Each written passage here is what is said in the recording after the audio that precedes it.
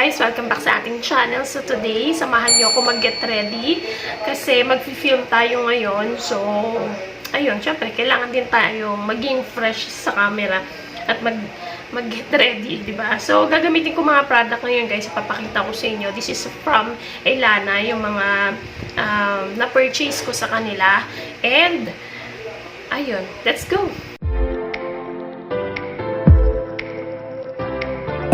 So, first off, gagamit tayo nitong DDNCC cream na Elana. Maganda itong primer na Elana, guys, kasi meron na siyang SPF 30 na kahit lumabas ka, protected ka na from the sun and something. Ayan. Ay, gusto. Ginaganyan ko kasi siya maglagay. Ayan. And then, ginagamitan ko siya ng brush na lang. Wala na akong sponge.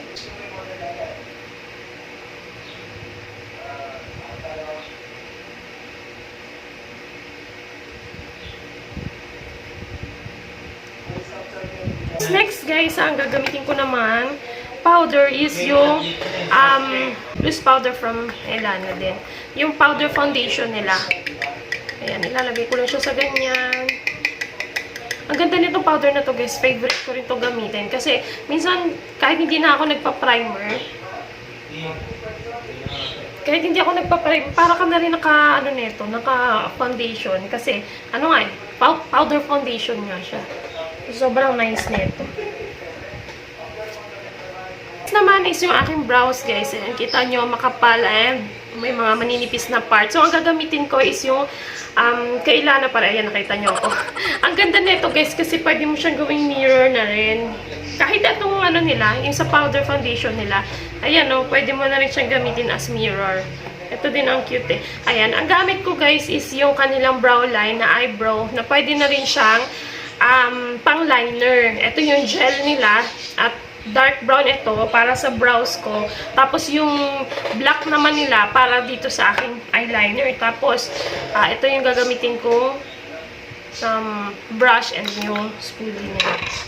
So ito para sa brows ko. Super ganda din ito, guys. Hindi ito na aalis at hindi rin siya natatransfer. Kaya yung mga product na Elana, promising talaga yung mga product nila. Kaya gusto ko i-try nyo rin. Yung mga product na ipapakita ko dito sa ating Get Ready With Me, ilalagay ko sa yung link, ilalagay ko dyan sa ating description para pwede kayo mag-purchase doon. And ayun. So, mas nagko-concentrate ako, guys, maglagay ng dito sa banda, sa part na kalbo. Ayan, sa part na walang buhok. Ayan, ganyan. Tapos dito, banda, ang mga sobra-sobra na lang na nasa brush yung ginagawa ko. Ayan, para Tapos, para hindi siya harsh tingnan, ibabrush natin siya. O, diba? Ayos na yan. Carry na yan, ganyan. Same as dito sa kabila. Ang ganda pag may pailaw dito pala sa ilalim. O. Yan o. Hindi ako hindi ako naka ring light. Ang gamit ko lang yung ilaw dito sa taas. Kaya, ayan, baka anuhin nyo na hindi pantay ang ating kilay. So, hindi talaga yan siya papantay, guys. Next is eyeliner na tayo. Ang gamit ko from Elana pa rin na yung eyebrow line nila. Black naman para dito sa eyeliner natin. Hindi ako pwede hindi mag-eyeliner. Alam niyo kung bakit. Kita nyo naman yung mata ko, sobrang laki. Tapos, pag tingnan nyo mamaya, pagka nag-eyeliner na tayo. So, ganito ako mag-eyeliner, guys. Ayan. Naglalagay talaga ako ng pawing dyan kasi para magmukhang maliit yung ating mata.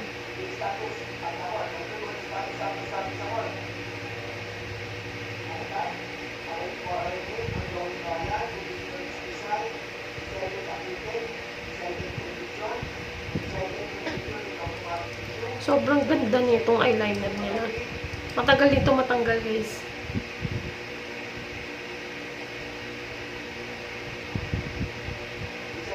Gusto niyo mag-purchase, ilalagay ko sa Yung link dyan sa ano. Yan. Yan. Tingnan nyo. Diba? Iba yung ano ng mata ko. Lumiit siya. Compare dito. Ayan. Lumiit siya talaga. Next naman guys, yung ating sa cheek. So, gamit ko itong stain, satin stain. Gamit ko itong satin stain nila na lip and cheek gel. Tapos, ang shade na gagamitin ko is yung amethyst. Ito yung my deep red plum tone. So, ang ganda rin ito kasi meron siyang aloe vera, may moisturizer siya, at meron din siyang rose water extract. Ayan. So, gagamit tayo ng brush. Arte. Nagmamadali ako. Ayokong habaan tong video na to, guys. Okay. Tapos, sabay brush. Ganda ng kulay na to. Super dali na lang din i-blend. Ayan. Kita niyo ba? Ayan. Ang nice ng color, diba? Dinadamay ko dito banda para kunwari matamos ang ilong natin. Ayan. Next, dito naman sa kabila. 1, 2, 3. Ayan. Ganyan lang siya, guys. Tapos, i-blend mo lang siya na maigigi. Spread mo lang siya. Dali-dali niya lang din i-blend eh. At alam nyo naman ako, kilala nyo ako guys, ang pagkatao ko, mahilig talaga ako mag-blush ng sobrang halatang blush. Kasi feeling ko, after ng ilang oras naman, nawawala din siya. Okay lang guys, huwag kayong matakot kung ganyan yung blush ko. May lalagyan pa natin yan ng powder. Kaya mawawala din yan siya. Ayan. Okay. Sobrang kapal ng part na to. Okay.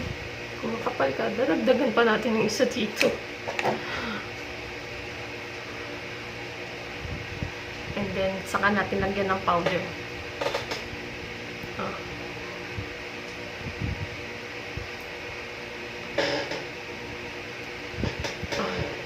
O, di pantay na. Tapos, lagay na rin natin tong same color sa lips.